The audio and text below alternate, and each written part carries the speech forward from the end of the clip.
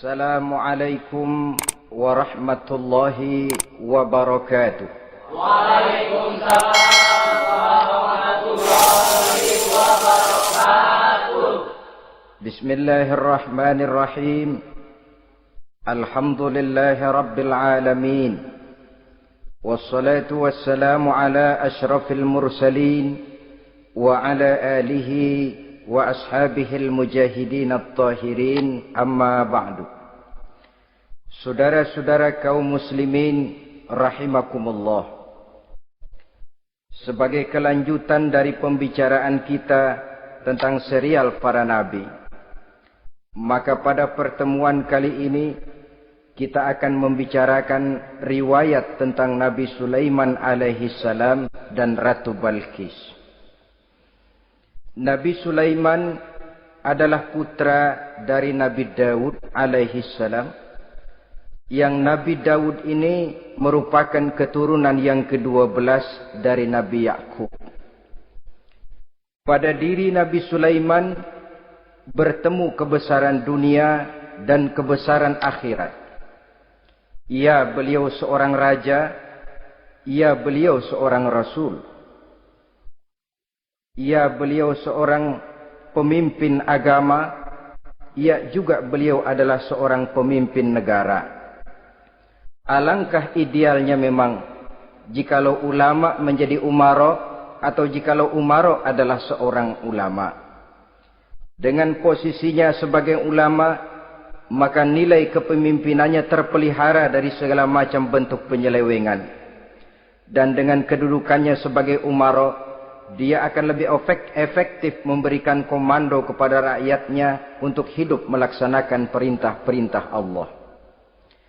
Tetapi oleh karena orang yang sekaligus jadi ulama dan umaro termasuk jenis makhluk langka, maka agama hanya akan memberikan pesan agar yang bernama ulama dan umaro saling bekerja sama untuk kemaslahatan dan kemanfaatan rakyat. Ulama adalah ulama, umaro adalah umaro. Jikalau keduanya bisa berjalan dan berdampingan dengan baik, rakyat akan jadi nikmat. Tapi kalau keduanya centang perenang, tentu rakyat akan jadi kiamat adanya. Ma'asyiral muslimin rahimakumullah. Mengapa figur Nabi Sulaiman adalah figur yang bertumpu kebesaran dunia dan akhirat? Kita lihat dari sejarah bahwa Allah memberikan mukjizat kepada para rasulnya biasanya sesuai dengan kecenderungan umat yang dihadapi pada waktu itu. Umat yang dihadapi Nabi Musa alaihi salam adalah umat yang senang kepada kegagahan, suka kepada bentuk badan yang kuat. Oleh karenanya mukjizat yang diberikan Allah kepada Nabi Musa berupa kekuatan, baik tongkat maupun tenaganya. Sebaliknya, umat di zaman Nabi Isa alaihi salam cenderung berbangga dengan kemahirannya di bidang ilmu kedokteran dan ketabiban.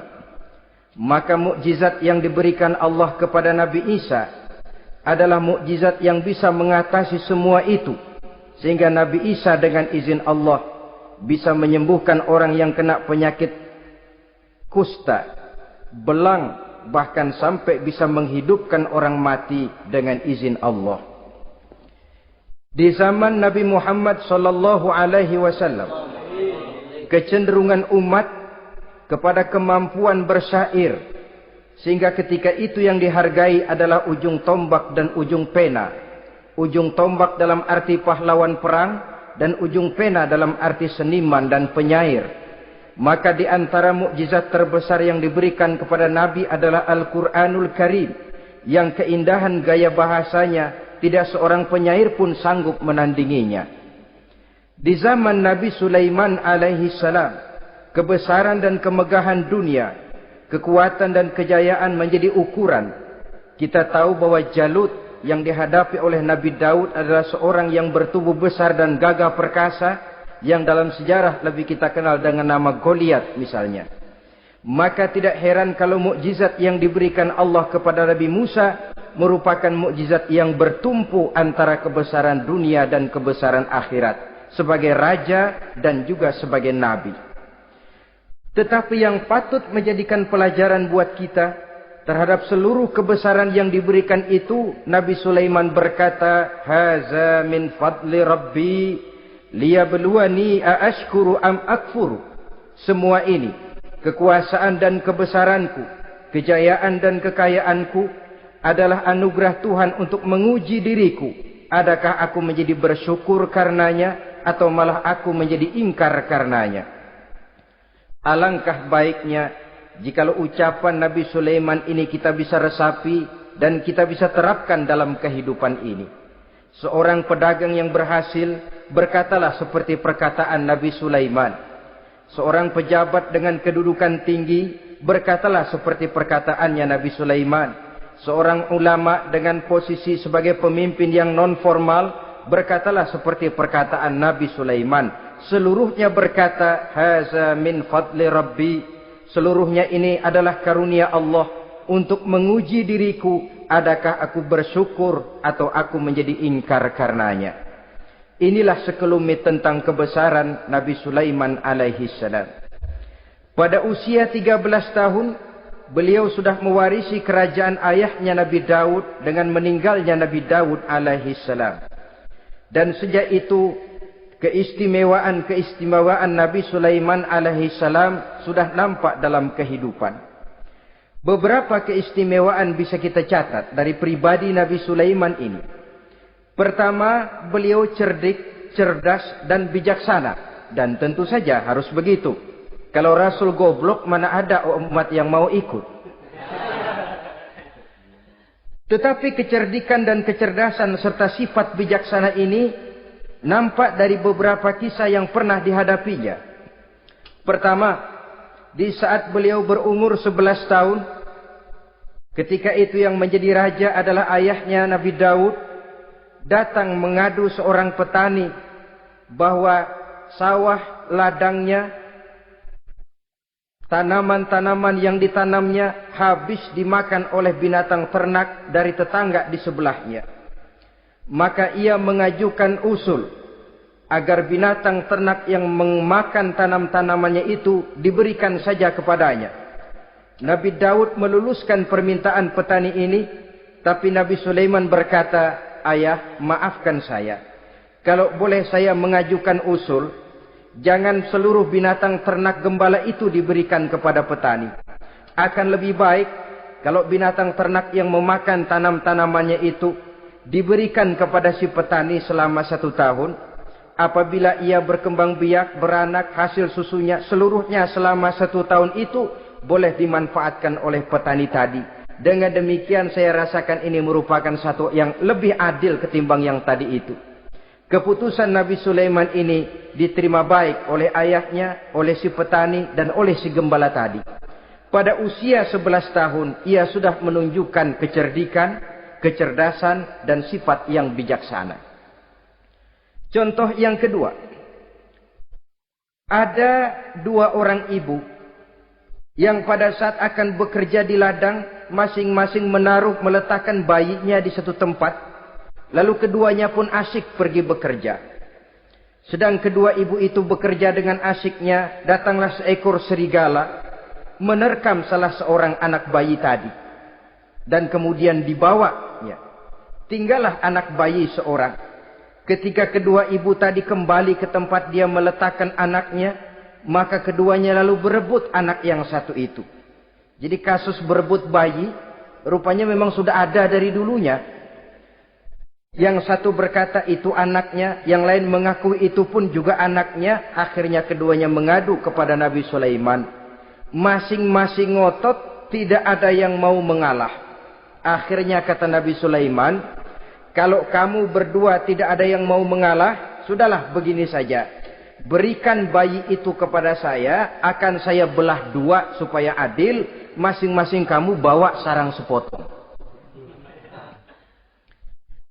Ibu yang seorang berbinar matanya, kelihatannya gembira dengan keputusan itu. "Saya setuju Nabi Sulaiman, ini keputusan yang sangat adil. Betul, belah 2 saja bayi itu." Tapi ibu yang seorang malah berurai air matanya, membasahi pipinya. "Ya Sulaiman, daripada Tuhan belah dua anak itu, biarlah berikan saja kepada ibu yang mengaku tadi itu.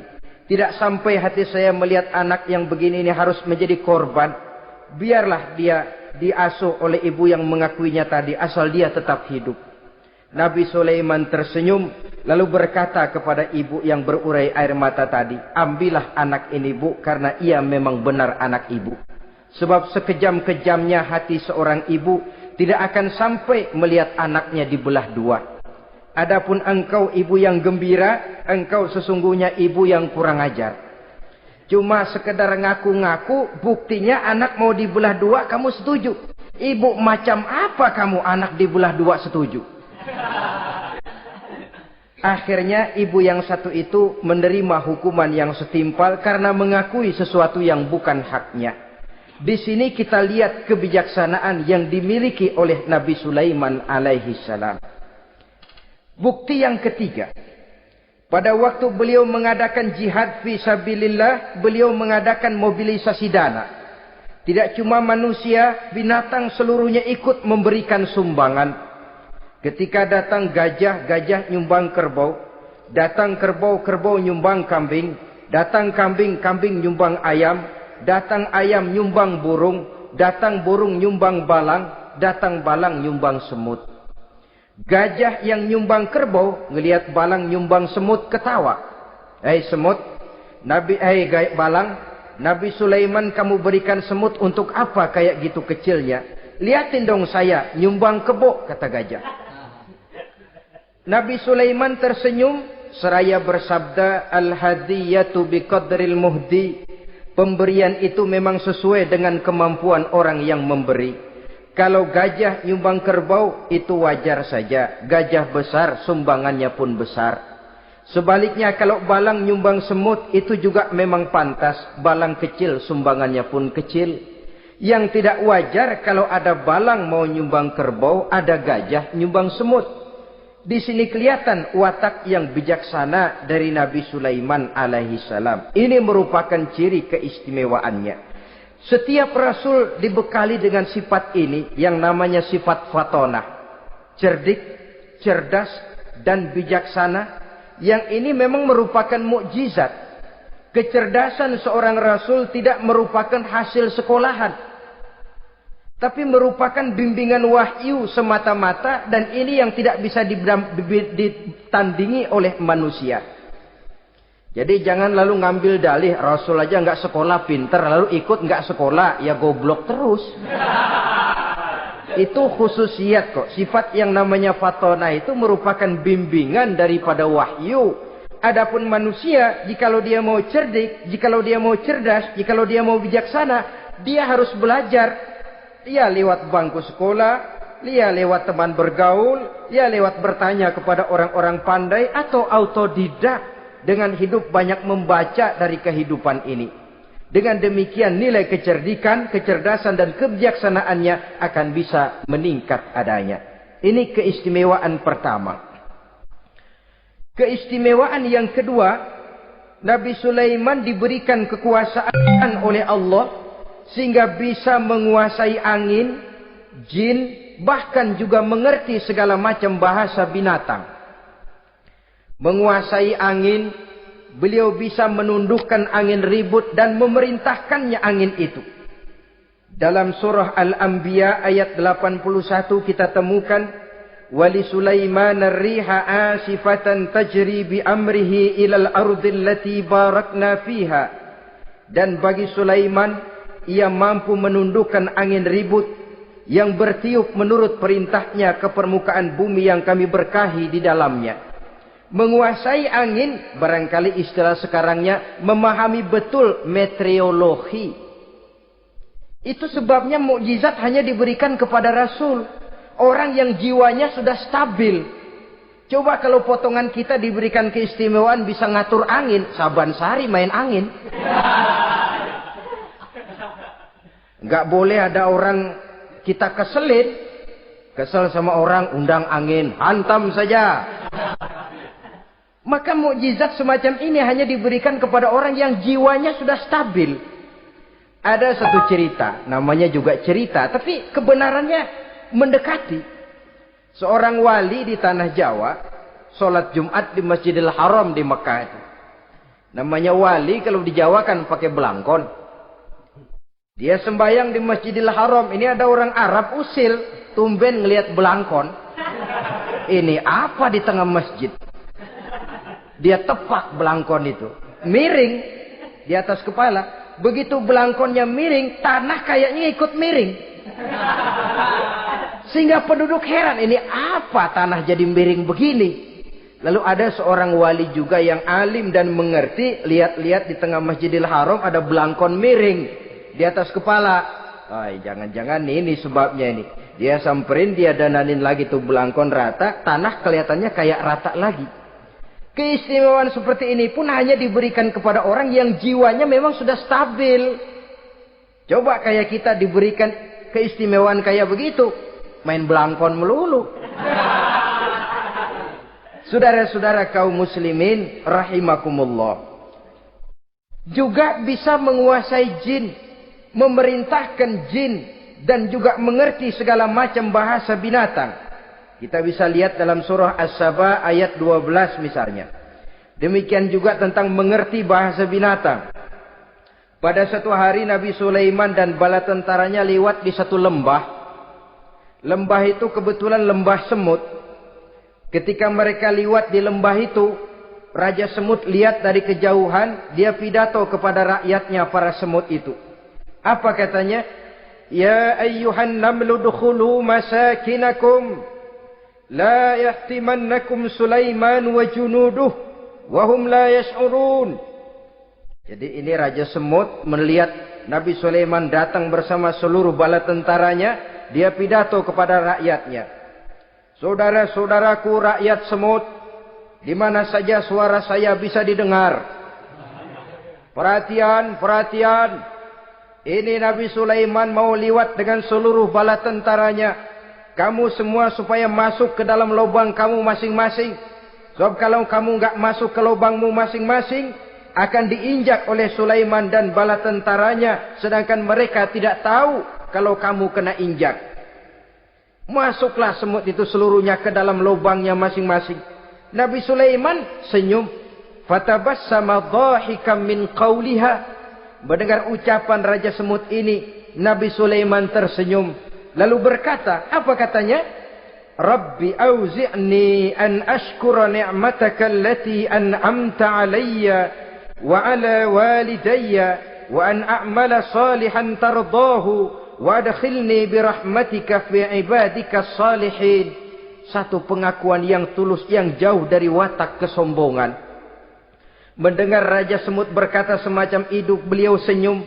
Lalu berkata, wahai Allah, tetapkan kiranya hati saya ini untuk selalu bersyukur terhadap nikmat yang engkau karuniakan kepada saya. Karena nikmatku, nikmat yang engkau berikan kepadaku, saya mengerti bahasa binatang. Karena mengerti bahasa binatang, saya mengerti seruan Raja Semut itu. Tetapkan saya untuk selalu bersyukur ya Allah atas nikmat yang engkau berikan ini. Atas nikmat yang engkau berikan kepada kedua orang tua saya. Dan tetapkan saya untuk selalu melakukan amal soleh yang engkau ridhoi. Dan masukkan saya ke dalam golongan hamba-hambamu yang soleh. Satu pengakuan yang tulus. Yang jauh dari sifat kesombongan. Mungkin kalau sombong yang lahir. Begitu dengar Nabi Sulaiman bahwa semut ngomong begitu. Beliau akan berkata, iya masuk ke dia buruan. Tapi kan tidak. Malah beliau perintahkan bala tentaranya. Pasukan, berhenti. Ada apa Nabi Sulaiman? Di depan kita ada kerajaan semut. Mereka lagi kocar-kacir masuk ke sarangnya masing-masing. Tunggu sampai mereka masuk. Dan kita bisa lewat dengan aman. Tanpa harus menginjak-injak mereka. Bala tentaranya di stop dan berhenti. Ternyata kebesarannya tidak menyebabkan ia lalu memandang remeh sampai kepada makhluk yang bernama semut sekalipun. Masih tetap dihargainya sebagai makhluk dari Allah Subhanahu wa ta'ala. Sesuatu yang perlu menjadi contoh kita semua. Sebab orang bilang kadang kacang sering lupa akan kulitnya. Kadang posisi kita yang tinggi menyebabkan kita lupa dari mana kita berasal. Kadang harta yang kita miliki menyebabkan kita lengah dari mana kita datang. Akhirnya yang timbul adalah sifat sombong dan angkuh. Ibarat kata orang, kacang lupa dengan lanjarannya. Ma'asyiral muslimin rahimakumullah. Ini kebesaran dan keistimewaan yang diberikan Allah kepada Nabi Sulaiman alaihi salam. Apa yang perlu kita jadikan tamsil dan ibarat dari kebesaran ini? Saudara-saudara kaum muslimin rahimakumullah. Keadilan sebagai umara yang berpadu dengan kebijaksanaan sebagai ulama. Satu hari seorang sahabat bertanya kepada Rasulullah sallallahu alaihi wasallam. Ya Rasul, kalau pada satu saat ajal merenggut Tuhan berlalu meninggalkan kami sekalian, kita berpisah untuk selamanya ya Rasul. Dalam kondisi semacam itu, azahrul ardi khairul lana ambatniha. Mana yang lebih baik ya Rasul buat kami kalau sudah ditinggalkan oleh Tuhan? Permukaan bumi atau perut bumi yang lebih baik? Ini pertanyaan dengan bahasa kinayah. Permukaan bumi maksudnya hidup. Perut bumi maksudnya mati. Orang kalau sudah masuk ke perut bumi kan habis. Ya Rasul, kalau engkau sudah tidak ada meninggalkan kami semua, mana yang lebih baik buat kami, hidup atau mati? Bukan main pertanyaan ini. Di satu sisi menggambarkan cintanya sahabat kepada Nabi. Sehingga kalau tidak bisa mati bersamaan, biarlah mati beriring saja. Di lain pihak juga mencerminkan bingungnya sahabat kalau sudah ditinggalkan oleh Rasul. Atas pertanyaan ini apa jawab Rasul? Kamu enggak usah khawatir. Walaupun aku sudah tidak ada, kembali ke hadratullah azza wa jalla, meninggalkan kamu semua, kamu tidak usah bingung.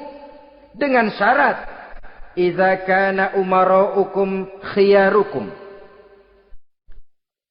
wa amrukum syura bainakum wa aghniyaukum askhiyaukum fa zahrul ardi khairul lakum min batniha.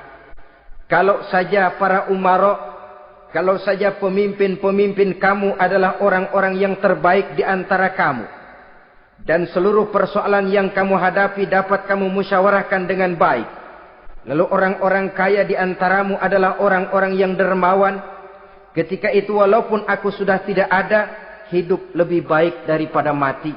Permukaan bumi lebih baik daripada perut bumi. Dengan catatan tiga tadi. Pemimpinmu orang yang terbaik di antara kamu. Segala persoalan kamu musyawarahkan. Dan orang kayamu orang dermawan.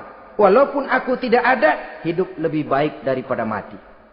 Tapi sebaliknya kata Nabi, idza kana umaraukum syirarukum. Kalau umarokmu, pemimpin-pemimpinmu adalah orang-orang yang terjahat di antara kamu. Wa amrukum ala nisaikum. Dan segala urusanmu sudah diatur oleh perempuan. Walaupun dia tidak naik di bidang eksekutif, tidak memegang kekuasaan, tapi kekuasaan bayangannya jauh lebih menentukan daripada kekuasaan yang sesungguhnya. Kalau perempuan sudah ikut campur mengaturmu, kemudian wa askhiyaukum bukhalaukum. Orang-orang kaya di antaramu adalah orang-orang yang bakhil bin pelit alias kikir. Maka ketika itu kata Nabi, fabatnul ardi khairul lakum min zahriha. Perut bumi lebih baik daripada permukaan bumi. Apa yang bisa diharapkan dari pemimpin yang zalim, perempuan yang sok kuasa, dan orang-orang kaya yang bakhil dan pelit?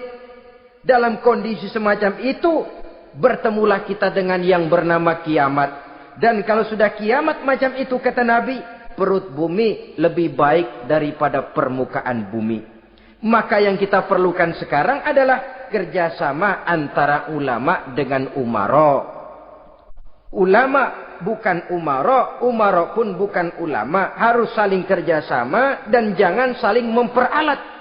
Kerjasama menurut bidangnya masing-masing menjadi yang terbaik di bidangnya. Jangan sudah jadi kiai karena ingin berpartisipasi aktif lalu pindah jadi pemborong jembatan. Tidak sadar akan profesinya. Dan orang lalu tidak bisa berkata, apaan kiai mubalik bisanya cuma ngomong saja. Sekarang kan zaman pembangunan perlu karya nyata. Mana ada ustadz kiai mubalik bikin irigasi. Cuma pidato saja. Apa kemiskinan bisa diatasi dengan pidato? Ini juga orang tidak ngerti urusan. Wong Nabi saja ngajarin kok. Iza wusidal amru ila ghairi ahlihi fantaziris sa'ah. Yang kemudian diterjemahkan dalam manajemen modern. The right man on the right job. Bahwa persoalan harus diserahkan kepada orang yang memang ahlinya. Lah kalau kiai ngurus irigasi, apa nanti lurah mau ngajar fikih? Camatnya ngajar tafsir. Kacau jadinya. Makin ruwet jalur birokrasi, makin banyak orang meninggalkan profesi dan malah melaksanakan sesuatu yang bukan profesinya. Untuk memberesi keruwetan birokrasi termasuk diantaranya menanamkan kesadaran profesi yang menimbulkan kebanggaan dan kebanggaan yang membuahkan tanggung jawab terhadap profesi itu. Sebab orang kalau sudah bekerja menurut profesinya, walaupun tidak kaya, tapi hidupnya tenang. Kenapa? Karena panggilan jiwanya. Seorang kiai yang diajak ngobjek, walaupun objeknya gol puluhan juta, kaya, belum tentu tenang. Karena saya yakin bukan ke sana panggilan jiwanya. Ma'asyiral muslimin rahimakumullah. Itulah sebabnya kerjasama ulama membangun lingkungannya, ulama membangun manusianya, umarok membangun lingkungannya. Sehingga terciptalah wujud daripada pembangunan manusia seutuhnya. Ya zahirnya, ya batinnya. Seluruh kita berpartisipasi, hanya bidangnya saja yang berbeda-beda. Jangan yang satu merasa lebih berjasa dari yang lain. Jangan yang satu merasa lebih penting dari yang lain. Seluruh kita penting, seluruh kita berjasa. Cuma bidang kita saja yang berbeda-beda. Inilah bahasa Quran. Kullun ya'mal ala syakilatih. Setiap orang bekerja menurut profesinya masing-masing. Ma'asyiral muslimin rahimakumullah. Kita kembali kepada riwayat Nabi Sulaiman alaihi salam.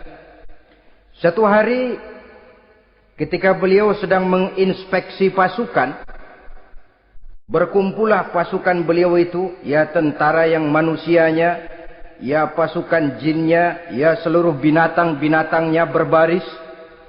Beliau selaku inspektur upacara mengadakan inspeksi pasukan. Dari sekian pasukan-pasukan yang diperiksanya pada waktu itu, Nabi Sulaiman melihat tidak terdapat burung hudhud. Beliau bertanya-tanya, "Ma liya aral hudhuda am kana minal ghaibin?" Kemana burung hudhud? Orang lain pada kumpul, dia sendiri tidak ada. Awas kalau dia datang. Kalau dia tidak bisa memberikan alasan yang tepat kemana dia, akan saya berikan sanksi dan hukuman. Ini namanya pemimpin yang bertanggung jawab toh. Seorang pun dari yang dipimpinnya tidak ada, menjadi pertanyaan. Tidak lama kemudian datang burung hudhud. Begitu datang lalu memberikan laporan kepada Nabi Sulaiman. Kalau istilah sekarang, begitu dia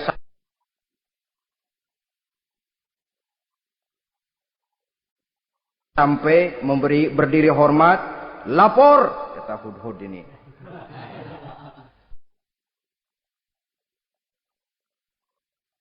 Bagaimana hudhud? Maaf Tuan Raja, saya terlambat. Iya, kenapa terlambat? Patroli Tuan Raja. Kemana saja kamu patroli? Keliling. Lalu apa hasilnya? Inni wajadtu mara'atan tamlikuhum wa utiyat min kulli syai'in wa laha arsyun azim. Saya baru patroli ke satu negara yang bernama Sabah, Tuan Raja. Sabah, saudara tahu Sabah? Di mana itu? Dekat ibu kota Yaman sekarang. Di sana Tuan Raja, kata Hudhud ini, wajadtum ra'atan tamlikuhum. Yang jadi raja perempuan. Kalau Tuan raja besar, Tuan orang laki. Ayah Tuan raja besar, Nabi Daud, laki. Ini mah model Tuan Raja. Orangnya rajanya raja besar tapi perempuan. Tumben saya ngelihat ada raja perempuan. Kerajaannya begitu besar. Begitu. Iya. Lalu dia jadi raja bagaimana? Ya mewarisi kerajaan ayahnya Sri Baginda Raja Syarahil. Ketika ayahnya wafat dia naik. Walaha arsun azim. Singgasananya besar. Bagus. Antik Tuan Raja. Terus bagaimana lagi? Wajadtuha wa qawmaha yasjuduna lisyamsi min dunillah. Yang jadi pikiran saya Tuan Raja. Dengan kekuasaan yang besar. Mereka itu seluruhnya. Seluruh bala tentaranya dan kaumnya. Yasjuduna lisyamsi. Mereka menyembah matahari. Bukan menyembah Allah. Mendengar ini Nabi Sulaiman tergerak hatinya. Waktu mendengar rajanya perempuan, kekuasaannya besar, belum tergerak. Tapi ketika sampai kepada yasjuduna lisyamsi. Mereka sujud kepada matahari. Di situ pribadi seorang rasulnya tergerak. Siapa nama ratu itu? Namanya Ratu Balkis Tuan Raja. Begini Hudhud. Laporan kamu saya terima. Alasan kamu datang terlambat bisa dipertanggungjawabkan. Kamu tidak kena hukuman. Cuma begini saja Hudhud. Karena kamu yang laporan. Kamu yang tahu lokasi negaranya. Kamu yang harus melaksanakan tugas ini. Apa Tuan Raja? Idhab bi kitabi hadha fa'alqih ilaihim. Kamu berangkat lagi ke negeri Sabah. Bawa surat saya. Berikan kepada mereka. Thumma tawalla anhum.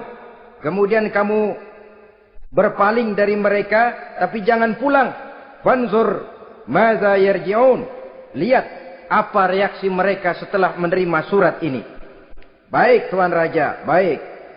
Nabi Sulaiman menulis sepucuk surat kepada Ratu Balkis. Dan surat itu dibawa oleh burung Hudhud tadi.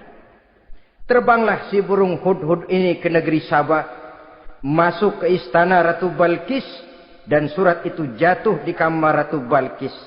Diambil surat tadi. Kemudian dibaca. Apa isi suratnya? Innahu min Sulaiman. Wa innahu bismillahirrahmanirrahim. Alla ta'lu alayya. Wa'tuni muslimin. Surat ini dari Sulaiman. Bismillahirrahmanirrahim. Jangan kamu merasa lebih tinggi dari aku. Datanglah kepadaku dan masuk ke dalam agama Islam. Suratnya singkat, padat, ultimatum. Jadi enggak pakai bahasa kembang, enggak pakai bahasa basi, langsung kepada isi. Surat ini dari Sulaiman. Bismillahirrahmanirrahim. Jangan kamu merasa lebih tinggi dari aku. Datanglah kepadaku dan masuklah ke dalam agama Islam. Ini yang disebut dakwah langsung tanpa pakai kembang.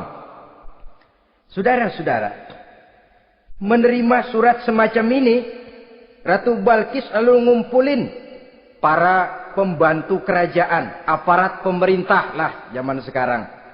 Termasuk menteri-menteri. Dipanggil sidang darurat di istana Ratu Balkis membahas datangnya surat dari Nabi Sulaiman alaihissalam. Tuan-tuan para menteri, bagaimana Sri Ratu? Saya dapat surat. Dari mana? Dari Sulaiman. Katanya apa? Jangan kamu merasa lebih hebat dan lebih tinggi dariku. Datanglah kemari dan masuklah ke dalam agama Islam. Menurut pendapat tuan-tuan menteri bagaimana surat ini? Apa kita penuhin permintaannya? Kita datang rame-rame masuk Islam? Oh, kata menteri, jangan dulu tuanku. Gengsi dong.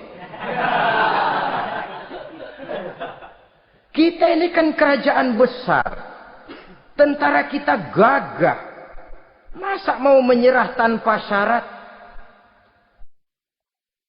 Soal nanti kita kalah atau menang itu soal lain, Tuan Perdana Menteri, Tuan Ratu. Tapi bahwa kita punya harga diri itu harus kita tunjukkan lebih dulu. Jadi menurut Tuan Menteri bagaimana? Kami sih nunggu komando Tuan Putri saja. Artinya kalau boleh perang saja. Cuma mau duluin takut dikira nyelongcong. Kami sih gimana komando Tuan Ratu saja. Tuan komandokan berangkat, kami segera berangkat. Terserah Tuan Putri, kami seluruhnya loyal, taat dan setia menunggu titah dari Sri Paduka Ratu. Terima kasih para menteriku. Soal kesetiaanmu saya tidak meragukan. Tapi perang dimanapun selalu membawa kerugian.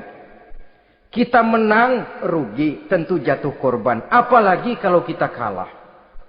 Dan raja-raja yang mengalahkan negeri-negeri lain selalu membawa kehinaan kepada negeri yang dikalahkannya. Jadi bagaimana? Sekarang begini saja. Kita ambil jalan tengah. Lalu diplomasi dulu. Diplomasi macam apa Tuan Ratu? Kita kirim utusan kepada Nabi Sulaiman. Dari sana nanti kita lihat reaksinya. Saya memang selama ini sudah dengar siapa itu Nabi Sulaiman. Katanya orangnya masih muda. Masih bujangan, bijaksana, kekuasaannya besar, tentaranya hebat. Cuma kan baru berita. Kita cek. Jadi diplomasi macam apa Tuan Ratu? Kita kirim utusan kepada Raja Sulaiman. Kita bawakan hadiah-hadiahnya. Yang mahal-mahal, mewah-mewah, menarik. Pokoknya yang terbaik di negeri kita, berikan kepadanya. Lihat reaksinya. Kalau dia tergiur dengan hadiah itu, dia raja. Bukan nabi. Tapi kalau dia menolak hadiah itu, dia memang nabi. Dan apa reaksi kita nanti tergantung sikap Nabi Sulaiman. Aha, kalau begitu setujulah Ratu. Itu memang bijaksana. Diplomasi dulu. Iya, jangan datang-datang main perang aja loh. Perang sih gampang. Tapi ini kan ada meja perundingan. Sepanjang masih kita bisa menempuh jalan damai, damai saja dulu. Baik, maka diaturlah satu barisan diplomasi untuk menuju Palestina, kerajaan Nabi Sulaiman alaihi salam. Rombongan terdiri dari 500 orang laki-laki dan 500 orang perempuan. Yang laki ganteng, yang perempuan cantik. Yang laki dikendarai dengan kuda-kuda pilihan. Dan yang perempuan dikendarai dengan keledai-keledai pilihan. Kuda dan keledai pun dihiasi begitu rupa. Pelanaknya yang terbagus dilapis dengan sutra. Sedangkan bawaan-bawaannya tidak lain daripada intan, berlian, mutiara, jamrud, yakut, kesturi. Yang dilapis dengan sutra tenun yang asli. Pendeknya hadiah yang serba wah. Dan rombongan ini dipimpin oleh seorang diplomat ulung dari negeri Sabah bernama Munzir bin Amru. Ini ahli diplomasi dari negeri Sabah. Dipesanlah oleh Ratu Balkis, kalau datang nanti kamu ke negeri Sulaiman, sikapmu harus begini, begini dan segala macam. Ditatar dulu. Sebab ini mau diplomasi tingkat tinggi. Baik, Sri Ratu. Nah, sudah mendengar perundingan ini, burung hudhud pulang ke negeri Nabi Sulaiman.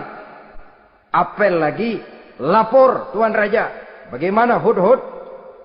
Sikapnya mereka akan mengutus utusan dengan membawa berbagai macam hadiah untuk datang ke negeri kita. Baik. Nabi Sulaiman kumpulkan tentaranya, terutama para jin. Hei tentaraku, khususnya kalian para jin, akan datang rombongan tamu besar ke negeri kita. Maka mulai saat ini saya komandokan, kamu bangun satu istana yang megah, yang belum pernah ada dalam waktu yang relatif singkat. Dan lantai daripada istana itu harus dilapisi dengan kaca-kaca tebal yang bening. Bawahnya diisi dengan air, diisi dengan ikan-ikan hias yang indah-indah. Baik Tuan Raja. Maka tentara Nabi Sulaiman sejak manusia sampai binatang sampai jin, semuanya kerja bakti membangun istana yang megah. Sehingga sebelum rombongan kerajaan Sabah ini sampai, istana sudah selesai. Mereka masuk ke dalam istana Nabi Sulaiman. Begitu melihat lantainya gemerlapan air, masing-masing pada ngangkat kain. Takut kainnya basah. Waduh, ini istana kebanjiran begini pikiran. Kata Nabi Sulaiman, nggak usah diangkat kainnya, nggak usah. Ini dilapis kaca, cuma bawahnya memang kolam. Kolamnya berisi ikan. Oh, bengong. Bengong. Bengong aja pada melongo mulutnya. Saudara-saudara, jadi persis orang yang tinggal di puncak gunung datang ke tengah-tengah kota. Kan noraknya minta ampun.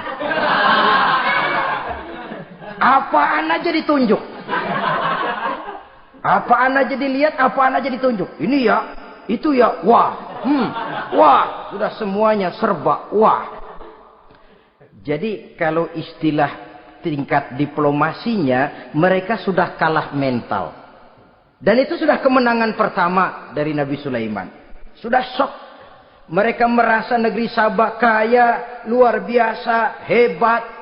Begitu datang ke negeri Sulaiman, mereka jadi orang norak kayaknya.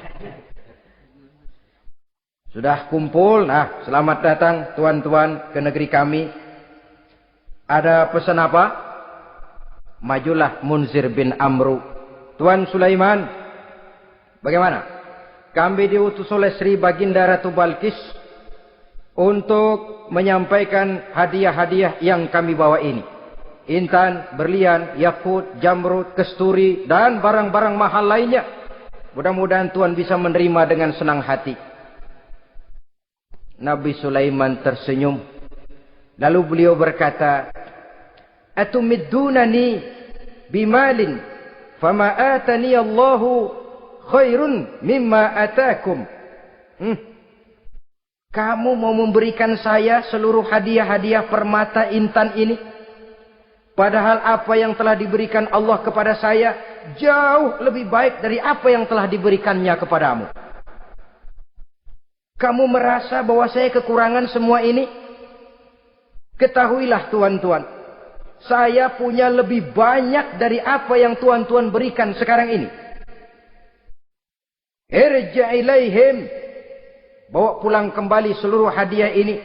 Sampaikan salam saya kepada ratumu, Ratu Balkis. Falanatiyannahum bijunudin la qibala lahum biha. Kalau mereka tetap tidak mau datang menyatakan keislaman, kami yang akan datang ke sana dengan seluruh bala tentara kami yang mereka pasti tidak akan sanggup menghadapinya. Saudara bisa baca dalam surah An-Naml ayat 36. Saudara hadirin ma'asyiral muslimin rahimakumullah. Kalau orang sudah silau dengan yang namanya upeti, hadiah, harta, secara mental dia sudah jatuh. Andai kata ketika itu Nabi Sulaiman menerima seluruh hadiah tadi, maka misi kerasulannya tidak akan jalan. Wibawanya hancur dan dia tidak akan sanggup lagi mendakwahkan Ratu Balkis untuk masuk ke dalam agama Islam. Dia akan jadi cemoohan di negeri Sabah. Sulaiman ngomong aja dikasih hadiah telap.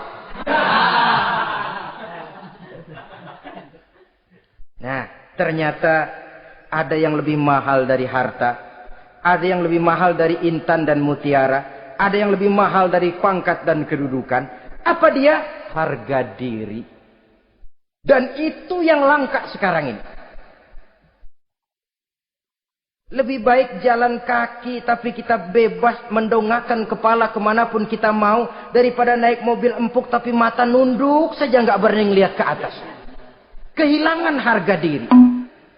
Ulama yang kehilangan harga diri akan menyelewengkan ayat. Pejabat yang kehilangan harga diri akan melakukan segala macam penyelewengan. Dan lain sebagainya. Harga diri sesuatu yang mahal. Terutama di kota-kota besar, kota-kota yang menyandang gelar metropolitan, biasanya harga diri ini sudah tidak dihiraukan orang lagi. Cuma untuk uang yang relatif kecil, cuma untuk kedudukan yang temporer, orang tidak segan-segan mengorbankan sesuatu yang paling mahal yang bernama harga diri. Akhirnya suap merajalela, sogok menjadi-jadi, semir pun menjamur. Bahkan malah kadang-kadang jadi target. Sehingga ada pernah berita jabatan wakil gubernur katanya dikomersilkan. Siapa yang bisa memberikan sekian puluh juta dia akan naik. Ini kalau sudah begini ya salam. Orang itu kalau memperoleh satu jabatan karena mengeluarkan banyak uang. Percayalah saudara, begitu dia naik ke jabatan itu, langkah pertama yang dia lakukan, bagaimana supaya uangnya bisa kembali. Bukan bagaimana bekerja sebaik-baiknya. Bukan bagaimana mensejahterakan rakyat sebaik-baiknya. Karena dia merasa naik jabatan banyak mengeluarkan uang, setelah dia naik, gimana supaya pulang modal dulu. Lebihnya kalau ada, baru bekerja buat rakyat. Itu pun kalau nggak keburu pensiun. Kadang-kadang malah lebih celaka lagi kalau sudah mau pensiun baru bikin pemutihan. Wah saya baru rajin iktikaf di masjid, pergi haji. Kenapa? Udah pensiun. Tapi waktu masih aktif, tanda tangan masih laku, nota masih dihargai, kata belece masih berwibawa, lupa berbuat untuk hari depan dirinya sendiri, yaitu akhiratnya. Konon lagi untuk umat dan agamanya. Jadi untuk mengabdi, berbuat baik kepada umat, berkhidmat kepada agama, iktikaf di masjid, tuan-tuan, tidak usahlah nunggu sampai pensiun. Manfaatkan posisi yang tuan-tuan punya sekarang ini untuk beribadah dengan sebaik-baiknya. Itu pun masih bersyukur, masih bisa mengadakan pemutihan daripada tidak sama sekali. Cuma alangkah akan lebih efektifnya lagi kalau itu diawali pada saat kita masih mempunyai posisi kunci. Ini reaksi Sulaiman, saudara-saudara. Diberikan hadiah yang mahal, atau midunani bimalin. Kamu mau nyogok saya dengan hadiah ini? Yang diberikan Allah lebih hebat dari yang kau bawa sekarang ini. Apa yang saya cari? Oleh Allah saya telah diberikan sesuatu yang lebih besar dari yang kau bawa. Sudah, bawa pulang saja. Sampaikan salam kepada ratumu. Kalau dia tetap ngotot tidak mau kemari, saya yang akan datang ke sana dengan seluruh bala tentara yang saya yakin sampean akan kewalahan ngadepinnya. Pulang, sampaikan salam saya, bawa seluruh hartamu. Diplomasi tahap pertama menang total. Utusan Raja Sabah sudah kalah mental, kalah juga fisik. Pulanglah mereka dengan membawa kembali seluruh hadiah yang mereka ingin sampaikan tadi. Bisa dibayangkan mentalnya itu. Ya. Sama juga kita sudah punya niat ingin menyogok seseorang. Tahu-tahu yang mau disogok nggak nerima. Pulang kayaknya muka kan belipet. Sulit ketemu orang. Jadi perasaan kita orang pada ngetawain aja. Padahal orang mah nggak tahu persoalannya. Tapi sikap mental sendiri itu. Jadi memang saudara-saudara ini berkaitan. Walaupun yang mau nyogok banyak, kalau yang disogok nggak mau, nggak jadi. Walaupun ada yang minta disogok, kalau yang mau nyogok nggak ada, juga nggak nyetel. Lah ini nyetel, yang mau nyogok banyak, yang disogok pun ada. Jadilah perbuatan itu. Ma'asyiral muslimin rahimakumullah. Sampai mereka di kerajaan Sabah, mereka ceritakan itu. Ratu Balkis bengong. Ternyata yang saya dengar selama ini memang benar rupanya. Sulaiman bukan cuma raja, tapi juga rasul. Bukan cuma pemimpin negara, tapi juga pemimpin agama. Lalu bagaimana, Sri Ratu? biarlah saya pikir-pikir dulu. Pikir. Bagaimana ya? Sudahlah, begini saja. Kita sekarang berangkat ke negeri Nabi Sulaiman. Saya yang akan langsung memimpin rombongan. Ada 2 tujuan Ratu Balkis sebenarnya. Tujuan pertama ingin melihat dengan mata kepala sendiri kebesaran Sulaiman yang selama ini dia cuma dengar beritanya saja. Yang kedua, ada udang di balik batu. Kalau setelah Nabi Sulaiman nanti melihat kecantikan Ratu Balkis ini, dia bisa fly. Nah, istilah anak sekarang, dia bisa fly. Nah, siapa tahu kan karena kecantikannya Nabi Sulaiman lalu jatuh hati dan Dewi Amor pun bicara. Nanti bila mata bertemu mata, bibir ikut senyum, hati berdetak. Maka terjadilah magnet-magnet saling bersentuhan, percintaan tingkat tinggi. Kan lumayan dapat suami, dapat pacar seorang raja besar. Jadi dengan harapan ini berangkatlah Ratu Balkis ke negeri Nabi Sulaiman. Hud lapor lagi. Lapor. Bagaimana Hud? Ini Ratu Balkis yang mimpin sekarang. Baik, kita siap-siap. Begini saja, kata Nabi Sulaiman. Siapa yang bisa bawa singgasana Ratu Balkis ke sini? Jin Ifrit tampil. Saya. Berapa lama kamu perlukan untuk membawa singgasana Ratu Balkis kemari? Sebelum Tuan bangun dari tempat duduk, itu singgasana sudah bisa sampai kemari, Tuan Raja. Bagus. Ada yang bisa lebih cepat? Saya, kata seorang ulama. Berapa lama? Sebelum Tuan kedip. Asal Tuan kedip, Tuan melek lagi, singgasana sudah sampai di sini. Baik, kerjakan. Dalam waktu sekejap itu singgasana Ratu Balkis sudah sampai di istana Nabi Sulaiman. Pasang di sini, biar dia dudukin nanti. Rubah sedikit biar dia nggak kenali. Dirombak sedemikian rupa. Masuk Ratu Balkis ke istana Nabi Sulaiman. Terjadilah kemudian di perundingan semacam tingkat tinggi antara raja dengan raja. Bagaimana Tuan Ratu Balkis? Iya, Tuan Sulaiman. Iya, bagaimana? Saya kagum dengan kebesaran Tuan. Bukan kebesaran saya. Seluruhnya ini adalah karunia Allah kepada saya. Saya dengar Tuan-Tuan menyembah matahari. Padahal matahari tidak pernah memberikan apa yang Tuan kehendaki. Matahari tidak pernah menciptakan Tuan. Adalah lebih baik Tuan menyembah yang menciptakan matahari daripada menyembah matahari itu sendiri. Nabi Sulaiman, bagaimana kalau kita mengadakan ya sambil berunding, sambil lobbying istilah sekarang. Baik, lobbying pun jadi. Berjalanlah meninjau seluruh pelosok istana Nabi Sulaiman alaihi salam. Seperti halnya bala tentaranya, Ratu Balkis juga sampai di lantai kaca, angkat kain. Kata Nabi Sulaiman, jangan diangkat tuh kain. Ini bukan air, istana kaca. Bukan main kebesaran kamu. Melihat begitu kebesaran Nabi Sulaiman, Ratu Balkis yang niatnya sementara mau melontarkan diplomasi asmara, lupa. Lalu apa katanya? Rabbi inni zolamtu nafsi. Ya Allah, selama ini saya benar-benar telah zolim kepada diri saya. Begitu banyak nikmat yang engkau berikan kepada saya. Saya jadi ratu dengan kekuasaan yang besar, mewarisi kebesaran ayah. Dengan kerajaan dan bala tentara yang gagah perkasa. Bukan saya bersyukur kepadamu, malah saya menyembah matahari.